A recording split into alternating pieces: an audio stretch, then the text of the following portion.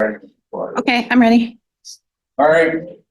Turn the light on. All right, good morning, everybody. I call this Sawyer County Public Safety Committee meeting to order. And we have roll call, Madam Clerk. Ron Buckholz, Present. Mark Helwig, Jeff Haney, Marsh Savitsky, Jim Evans. You have a quorum. Okay, thank you. Pledge of allegiance, please. I pledge allegiance to the flag of the United States of America, to the republic for which it stands, one nation, under God, indivisible, with liberty and justice for all. All right, certification and compliance with the opens meeting law. This meeting was noticed to the media and the public as required by section 19.84 of the Wisconsin statutes. Okay, thank you. Meeting agenda is set. Number 6, public comment. It looks pretty bleak out there, so there ain't nobody on there, online or anything? Okay. All right, we'll go to number 7. Approval of the minutes of the previous meeting on 4/3/25. Make a motion to approve. Okay, we have a motion by Mr. Helwig. Who seconded? Mr. Evans, second. All in favor, say aye. Aye. All opposed, motion carries. All right, number 8, Circuit Court. Marge? Is that you? No, you're clerk of court, sorry. There ain't no judges here, nobody here to speak on anything? They both have. Okay, all right. You would think they would have somebody that could attend and give us an update, but I was told back when they got 2 judges that they would always have someone here, but I understand, I guess, so. All right, number 9, Clerk of Courts report. Now, Marge. As stated on my report, the 2 positions that we have open, we have one individual, Philip Barnard, will be starting with us on Monday, May 12th. He will be our criminal clerk. We have offered the position to another person. That's pending background check, et cetera, before we can move forward with the civil small claims clerk. But the rest of the team, we're doing what we can to cover those 2 positions as well as our own duties. But we keep moving forward. The judges have been very gracious in helping with scheduling to try and make sure that we have enough staff to cover the court proceedings, so. Right, sounds good. Any questions? Yeah, no. All right, thank you. Number 10, Sheriff's Department report. Thank you, Mr. Chairman. You can see from our report that we have increased a little bit to 680 for calls for service. Our 3 months trend shows us a 581 in March, 608 in March, or I'm sorry, February was 581 and March was 608. And this is also an increase from where we were at last year at this time, just where we had 659. For the reporting period, we've issued 54 traffic citations, 34 written warnings, and 12 non-traffic citations. And per community maps, we have 10 total crashes, 3 with personal injury, and we did have 1 fatality that occurred recently, bringing our total crashes today to 80 total crashes, 12 personal injury, and 1 fatality. In the last several weeks, we finalized our deployment for the next generation Axon 10 tasers, and are awaiting the final scheduling for our in-house instructors. We're not going to be able to get an instructor up here until the end of June, however. But that will be a train-the-trainer. So once our in-house trainers are trained, they will then pass that training on to our staff for the jail and patrol. We're also winding down our fiscal training year for our jail and patrol staff, ensuring that every certified member has their 24 hours in service. We have spring firearms along with our biannual emergency vehicle operations course, which we are also offering to our community partners in the law enforcement profession. Okay. Report. Great, thank you. Does anyone have any questions for Lieutenant Rapinski? Okay. All right, thank you, Lieutenant. All right, next one, jail report.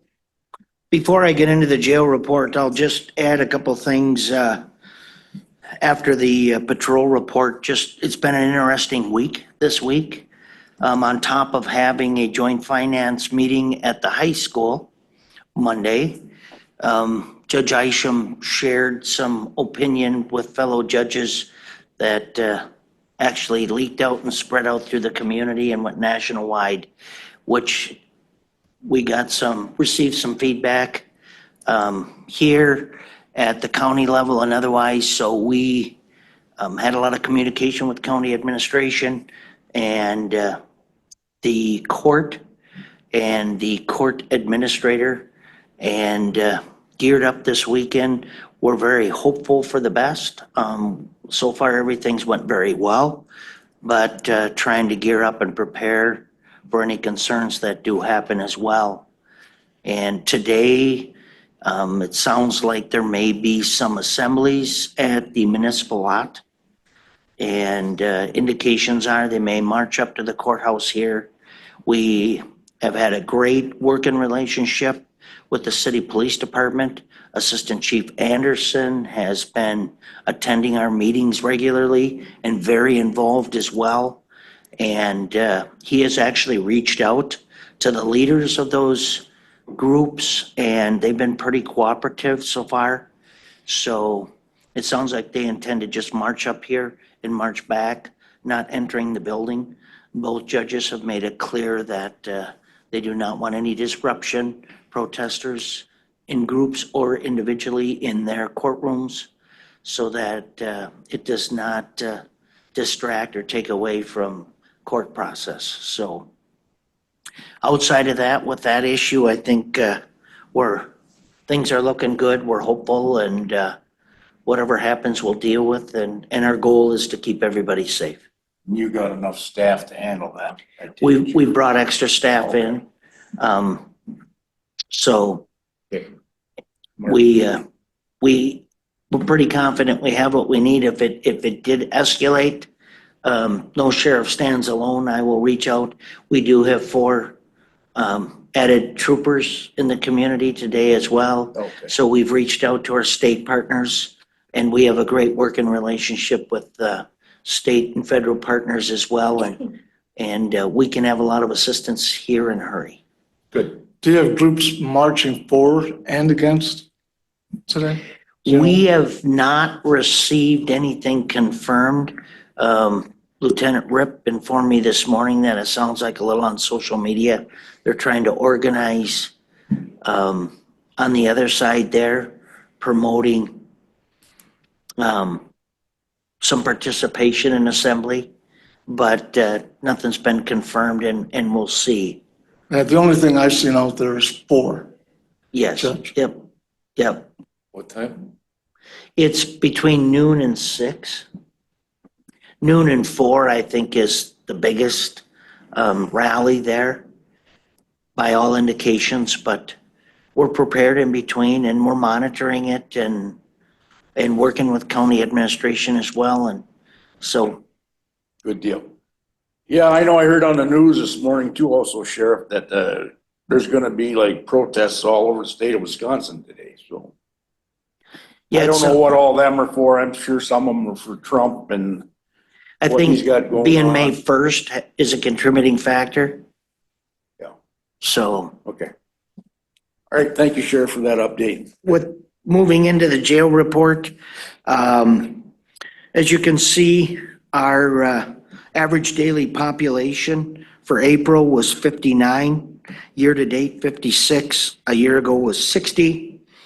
Our average population incarceration this month, 18.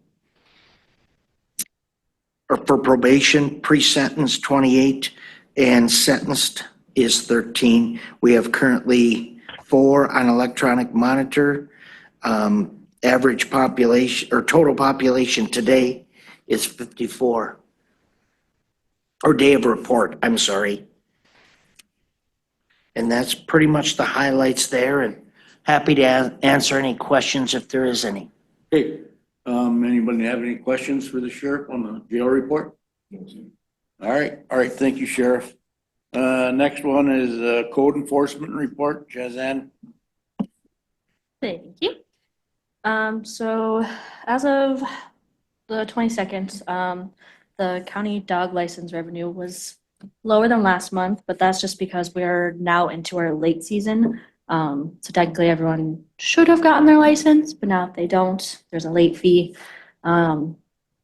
Then admissions to the pound were lower than last month. with a total of 9 entering the pound. 3 were released to their owners as of right now. 1 entered the shelter. And then 3 of those 9, I actually had to seize from an individual due to neglect. 1 had to be put down of those 3, and then the other 2 are just waiting for their proper owners to come pick them up.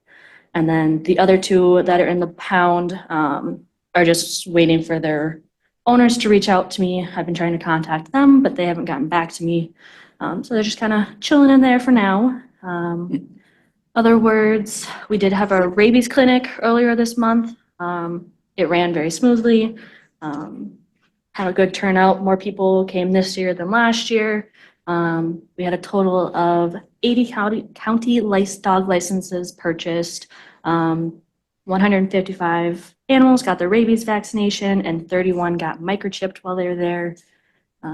In regards to our calls for service, I had a lot of at-large dog calls this month. And then in regards to public health or human health, I continue to attend their meetings, do trainings with them, and then I started doing TRH inspections on my own now. Okay. Those rabies vaccination clinics, they always do very well in Sawyer County. Yeah. And I know you had the one in winter, but also was there one in Excellent or no? Because I know back in the past, they had one in winter and then they would do one in Excellent. Yeah, I didn't know that, but no, we just did one in winter in Hayward this year. Okay. All right. Any questions? All right, thanks. All right, we go on to emergency management.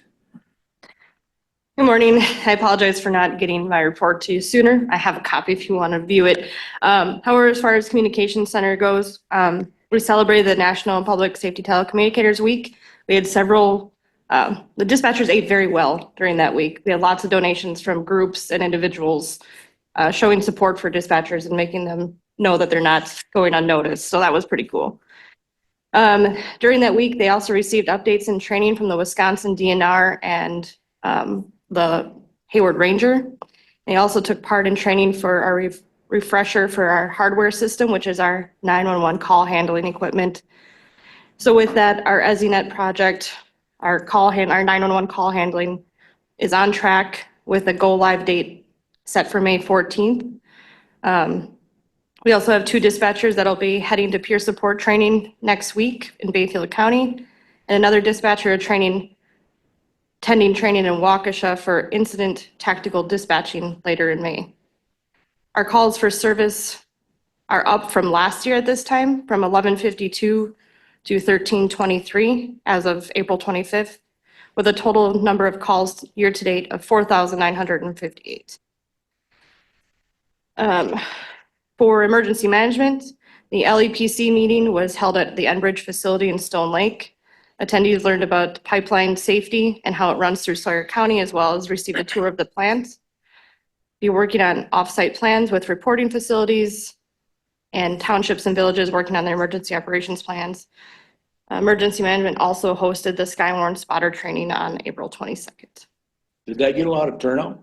The spotter training? Yeah. There was about 10 people, Oh, which is up from last year. We had 8 last year. oh, We're looking to host it in a different area next year, though, to get a better turnout. all right. All right, anybody have any questions for Director Kapinski? Okay, thank you. All right, number 12, Child Support Department.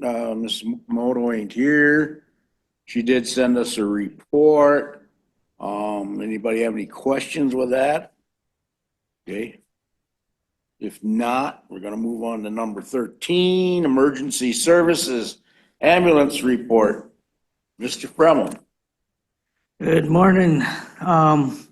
As you can see, I got all our calls broke down right there per township. As of right now, we have, well, as of when this report was written, there's 692 calls. At this time last year, we had 609. Also, I tried a little experiment to see if I can break down the average calls per township or for their run times, that average. If you go down, you can see a breakdown of like what the average response to those townships are. I'm not gonna do that on every one because it's actually kind of pretty time consuming to get it. But as you can see, you know, whatever township that you're looking at, those are the averages to get the ambulance from en route to on scene. The lower the call volume, the higher the runs it takes to get there. And that's why it left City of Hayward out, because that's like 3 minutes was the City of Hayward for their average. On top of that, we are fully staffed with paramedics. We have a really good pool of part-time paramedics and EMTs. We have a couple that are in the final stages of their orientation. I also got a couple more applications in for part-time. On a solemn note, we did have a paramedic that was just about was the last day of orientation, and then she passed away at home. She lived in Poplar, Wisconsin, so that's Douglas County. I've been in touch with the Douglas County medical examiner to see what, because she was 20-some years old. She was a very young lady. So she was a valued member of the Lakeside Fire Department. Her president's dedication to the field of emergency management will be deeply missed. All of Surrey County Ambulance and myself extend our sincere condolences to her families, friends, and colleagues during this difficult time. They did have a grief session where a few of our people went up to Lakeside and did attend that. In addition to our staffing updates, I'm sorry, and I was also, so far what we're thinking of, it has a lot to do with mental health with her death. And coming forward, I'm going to be putting some stuff together about mental health and EMS in the coming months. In addition, our staffing updates, we are pleased to report that Surrey County Ambulance is on track to sponsor the EMR course in Hayward through LCO College. That will serve as a training site. So next year, there will be a course that myself and some other EMTs are going to teach in the school. We have reached out to Winter and a couple of the other schools out there. There's something that's a holdup with the administration. I'm not sure what it is. Jim Onerheim has been working on that for me. Additionally, as Andy was been telling you, that some of the townships have been putting together a report for EMS and fire down in Draper, Edgewater areas. I've talked to Dana, and I've given him everything that he's requested. They're planning on having a final report date, May 31st, although he has not had any contact with any of the townships that have put that together, so I don't know where that lies. In next month, I'll get a hold of him again and see where we're at on that, because I'm just as interested in his results as anybody else, so. Any questions on the EMS side? I just have one question now on your response times. You're not gonna provide that to the committee every month. How often are you gonna provide that? Because it's still out there that there's problems. Yeah, People think. so They think. I did a large FOIA request to all the counties that surround us to get their EMS response times. So I've been kind of working on that between Washburn, Ashland, and we're actually really good so far. I'm trying to put those numbers together so I can show everybody. Not every dispatch keeps track of things the same, so some of their numbers are really wonky. But as far as what I can put together so far, we are doing very well. Very well. And I'm very proud from what I've seen so far. Sure. With what's been going on. So, can we do better? Yes. Are we gonna do better? Yes. But, that's just gonna take some more planning, and I would really like to wait for this other report that the strategic management company is bringing out. Because if we do something and they say to do something opposite, maybe, they'll come up with good ideas and we'll have some good ideas and then we can, implement them then. And like I said, they say May 31st. I'm unsure when the actual report will be out. So, and I keep up with Dana just to make sure. Yeah, and we have a pretty big area to cover, so. Do we have EMTs, paramedics that work with other services, departments? Yes, yeah, almost every EMT has multiple jobs with other services. I have EMTs that are part-time for Lakeview down in Rice Lake. I have full-time people for Northwestern, they do part-time up here. Yeah, most EMTs work for different services. So you're tracking to make sure that they're getting enough time in between shifts? Yep. Yeah, the rule is that they gotta come in well rested, right? That's the actual written rule.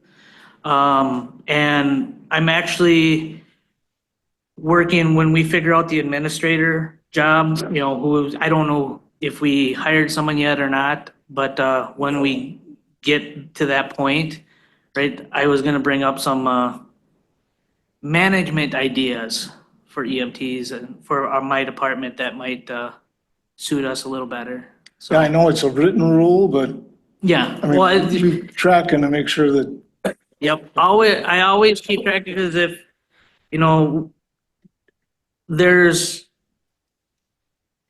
you might as well show up drunk if you're gonna show up tired, because if you're super tired, you can't function. right. So, and I believe that good EMTs know how to manage their time. So, yeah. And until they show me otherwise, I'm gonna believe they're good EMTs. Okay, so currently you don't have their work schedules. So No, that would cause some issues that I'm not gonna even touch. So well, I will monitor them when I go. if they don't show you that they can take Yeah, care if of they business, don't show, then we have a talk, then we have a discussion. All right, thank you. And then maybe we have to get Rose involved if they don't follow those discussions. So, So my next question is then, Mr. Brummel, is that with these response times, and you don't want to do it every month, no. how about every other month? After you get the reports that you're waiting for, will that be feasible? Yeah, I Because can- we need to see these. Yeah, I really, really think they're good. I think, even if they don't look good for EMS, they're just good to have. Right. Because then it shows us where our holes are and how we're gonna fill them. I would like to do them like 3 times a year, it would just because right now, it's a lot. But I'm sure once I get the everything built, right, that where I can just have the numbers automatically uploaded, then it'd be easier and then it could be more and more. So Right. you only want to do it 3 Well, times for right now. for right now? For right now. All right. So, like I said, this was an experiment and I honestly, I've double checked my numbers a few times, but how accurate they are right now, I am unsure. Yeah. So until I can get it dialed in, but I wanted to show you like, hey, this is what I'm working on and, here's the places that have the longest response times township wise. Right. Now, granted, like a call on this side of Hunter could technically be like talking about Hayward because the other side of Hunter is ways out there. So, Yeah. I would like to, and that's maybe like once a year be able to do a hotspot map about, instead of having like the townships, but like where these calls are and how long it took to get out there eventually. And then we can come up with a better way to station the ambulances to cover everybody, to be as equal and as fair to everyone in the county as possible. Okay. Committee, go One ahead. more thing. You mentioned the stations of where the ambulances are. Do we currently have ambulances out there that really don't have people to Well, use them? we don't have one in Sand Lake right now. It's in Hayward. The brand new ambulance is ready to go since yesterday. All the inspections are done. Round Lake has actually some people right now that are able to respond, but and there is an ambulance. Well, it's not out there right now because it failed on the emergency brake. So once it gets back for Timber Ford, we have one out there. But other than that, my ambulance garages in Hayward and Ojibwa are full. So, Well, do you have one replaced around Lake if they have people out there now? yeah, it's at Timber Ford right now. It's just gotta get the emergency. Yes. So it'll be out there pretty quick. What? It'll be out there pretty quick? Yeah, well, however long it takes them to fix the emergency brake, so. Yeah. Okay. It's- Okay. So committee, you're okay with that? What he wants to do with that response time, that maybe 3 times a year? Okay, I am too. I guess I'm sure it's a lot of work but we appreciate whatever you can get for us. Yep. Mr. Frum. And like I said, once it could be even once I get everything built, it could even be quicker. Okay, I just want it to be reliable. exactly. And I understand that. Oh. Do we have any more questions? You got any more, John? Go ahead. The medical examiner side, if you want to go to that. Yes. We had 29 cases, and these are just active death cases. These aren't just cremations at all. I stopped actually keeping track of the actual cremations because then it looks like we're way busier than we are because we do hundreds and hundreds of cremations a year. That's because we have a crematory in Sawyer County or in Hayward, and everybody has to have a permit, whether it was a natural in-hospital death or one of my investigations. But we are currently tracking 29 cases of what I'm looking for. What you don't see in here is we did have a fatal accident out by Winter. That's, pending. We did tox on that. Right now, we're not getting our toxicology back really fast because the state, I brought this up before, the state laboratory is undergoing certification. So I finally got one of my toxicology back from January, and it was an overdose, but it wasn't a fentanyl overdose. So it was methamphetamine overdose. And we've been seeing less fentanyl in blood draws, but it's still pretty common, even though it might not be the cause of the death, we've been still seeing some of it. But a lot less. I do think that this fentanyl awareness has actually been doing a great job, and the sheriff and Forever 21, I think they're doing awesome. So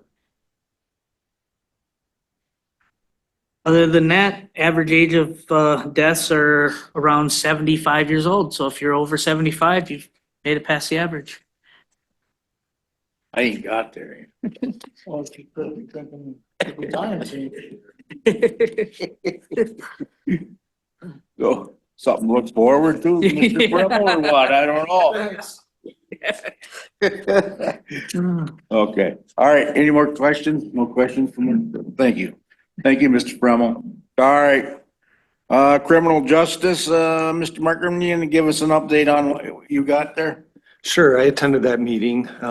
Couple interesting facts. There was a presentation on vaping. They did a survey among the youth at Hayward, Winter, and LCO schools, and some shocking data. The average age they start, 47% is 11 to 13, which I thought was crazy young, and some down as low as 5 to 7 was the lowest age group. The biggest reason cited was peer pressure, 30%, almost a third. So that got some things to work on there. Then beyond that, Dave Dixon, is he a pastor at Spider Lake? Used to teach at Hayward High School. Yeah, I'm not sure. He gave a presentation on a program they're bringing in. I think it's out of the Twin Cities. I did look into it a little bit. And they're targeting at-risk youth. And he said, I want the ones that are in trouble. So that'll be a good addition to Hayward, Sawyer County. Beyond that, there was a discussion on organizing an executive committee. CJCC is a big group. They cover a lot of topics. So the executive committee would meet more regularly than they are meeting, than the full group meets to discuss some of these things. And then finally, we're up for renewal with our MOU with LCO in Sawyer County. That was sent to NM Paro and Attorney General Linehan last week. It was one of the last things Mr. Alvarado did before he left. I did check in this morning. That is on their agenda for Monday, so we should hear back shortly from that, and then we'll get it all signed up. Okay, That's all I've got. all right. Did we ever get last year's MOU? It was about 6 months late. I believe we signed it in November. So that's why it seems like we just did it, but it's actually up for renewal now. Renewal now, yeah. So, okay, any questions? All right. Thank you, Mike. Number 15, board appointed committee updates. Anybody got any committee updates? All right. Number 16, correspondence, reports from conference and meetings. Okay, none. Number 17, future agenda items. Anybody got anything they want to put on? Let me or Liz or Mike know, and we'll get it on there for you. Number 18, I want to thank everybody. We are adjourned.